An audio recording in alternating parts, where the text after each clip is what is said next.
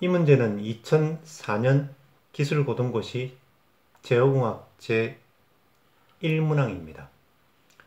100점 만점에 25점이나 되는 대단히 큰 점수인데 난이도는 낮지만 이런 분야를 공부한 엔지니어라면 누구나 알고 있어야 하는 기초정보입니다. 아마 기본 점수를 주려고 만든 격려용 문제로 보입니다. 시스템이 아래와 같은 두 개의 미분 방정식으로 표현된다고 했습니다. 미분 방정식 보면 미분의 최고 차수는 1차이고 종속 변수는 y와 w 두 개인 연립 미분 방정식입니다. 이런 연립 방정식을 볼 수 있는 시스템 예를 보면 전기전자 분야에선 이런 회로에서 절점 전압들을 표현하는 식이 그렇게 되고 전기전자 기초과목인 공업수학에서도 예제로 다루고 화공 분야 전공 과목에서도 다루는데 이런 구조에서 물질 반응을 표현하는 식도 연립 미분 방정식 형태니까 공학에서는 흔하게 볼 수 있는 기본적인 모델 형태입니다. U를 입력 함수라고 했으니까 당연히 이 연립 미분 방정식을 풀어서 y와 w 이 두 개의 변수들을 찾는 것이 이 과업의 최종 목표일 것인데 이 문제는 목표에 가다가 그만두는 아주 쉬운 문제입니다. 1번은 이 시스템을 행렬 형태의 상태 방정식으로 표현하려고 할 때 어떤 변수를 상태 변수로 할당시킬 것인지를 쓰라는 것입니다. 구해야 할 변수들을 하나씩 상태 변수로 변환해야 하니까 당연히 y와 w입니다. 그런데도 무려 10점입니다. 2번은 상태 방정식을 만드는 것입니다. 주의할 점은 답을 반드시 행렬 형태로 써야 합니다. 3번은 특성 방정식하고 고유값을 구하는 것인데 2번을 풀었다면 외우고 있는 공식을 이용해서 바로 찾을 수 있는 것이죠. 고유값의 표준어 표기는 고유값입니다. 논란을 피하려면 고유치라고 써도 됩니다. 전체적으로 보면은 특별히 고민할 어려움이 없는 이 분야를 공부했다면 누구나 맞출 수 있는 아주 평화롭고 기본적인 문제입니다. 문제를 풀기 전에 엔지니어들이 이런 물리 현상들을 수식으로 표현하는 방법들을 요약해서 알아보겠습니다. 엔지니어들은 자연 현상을 수와 기호를 이용해서 수식으로 표현합니다. 그때 사용하는 표현 방법은 이렇게 세 종류입니다. IMF나 MI6나 NSS 같은 눈은 아니고 앞자만 보면은 DTS의 눈입니다. D는 미분 방정식의 눈으로 바라보는 것이고 T는 전달함수의 눈으로 바라보는 것, S는 상태 방정식의 눈으로 바라보는 것입니다. 미분 방정식을 라플라스 변환하면 전달함수의 눈으로 바뀌고 상태 변수를 정의해서 이용하면 상태 방정식의 눈으로 변신합니다. 마치 중국의 변검수를 보는 것처럼 자유롭게 변신시킬 수 있습니다. 이렇게 모양을 바꿨다고 해서 시스템의 본질이 바뀌는 것은 아니고 엔지니어들이 목적 달성에 유리한 형태로 바라보는 눈만 바꾼 것에 불과합니다. 전달함수의 분모를 0으로 둘 때 만들어지는 방정식을 특성 방정식이라고 하고 그 특성 방정식의 근을 급점이라고 합니다.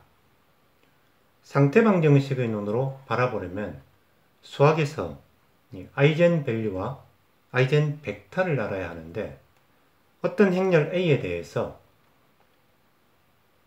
이런 수학적 관계는 K라는 벡터에 행렬 A를 곱하면 원래 벡터와 상수배가 되는, 그러니까 방향은 똑같고 크기만 달라지는 것인데 이런 특별한 관계를 만족하는 이 알파를 행렬 A의 아이젠밸류, K를 아이젠벡터라고 하고, 아이젠은 우리말로 고유라고 표기하니까 아이젠밸류를 문제에서 고유값이라고 쓴 것입니다. 고유치라고도 씁니다. 그러면 이 상태방정식에 있는 시스템 행렬 A의 고유값은 이렇게 구할 수 있는데, 이 고유값이 바로 이 극점하고 같습니다. 시스템이라는 대상을 바라보는 눈만 다를 뿐이고 시스템의 본질이 같기 때문입니다. 이제 문제를 순서대로 보겠습니다.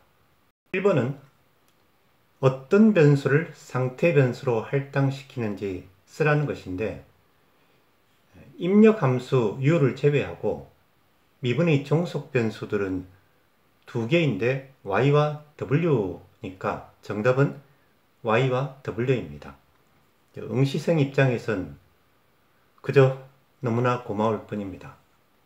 그러나 내가 쉽다면 다른 응시생도 그럴 것이다 라고 생각해야 합니다. 2번은 상태방정식을 만드는 것인데, 상태 변수를 지정을 해주면은 1번의 정답을 알려주는 것이기 때문에 상태 변수를 정해주지 않았습니다. 그래서 답은 두 가지가 존재하는데 응시자는 그 중에 하나만 선택하면 됩니다. 어차피 채점관은 양쪽 답을 모두 만들어 두고 있을 것이기 때문입니다. 만약에 y를 x1으로 w를 x2로 약속할 경우입니다. 주어진 미방들을 약속한 상태 변수로 바꾸었으면 이렇게 됩니다. 그런데 이렇게 쓰고 답이라고 생각하면 안 됩니다. 문제에서 행렬 형태의 상태 방정식으로 표현하라고 명했기 때문에 이렇게 행렬 방정식 형태로 정리해서 써야 합니다.